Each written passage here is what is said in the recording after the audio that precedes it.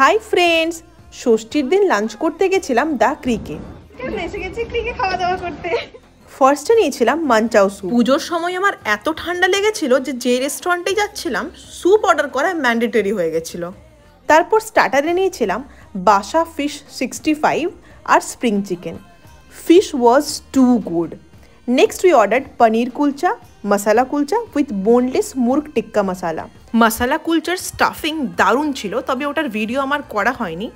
আর চিকেনটাও খেতে দুর্দান্ত ছিল। চাইনিজে অর্ডার করেছিলাম mixed fried rice, Schezwan mixed fried rice আর চিলি ফিশ। প্রত্যেকটা আইটেমই দারুণ ছিল। আর জানো, ফার্স্ট টাইম আমি ব্লুবেরি চিজ কেক ট্রাই করলাম।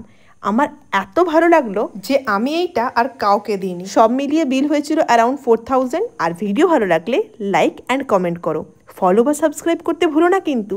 বাই, দেখা হচ্ছে পরের ভিডিওতে।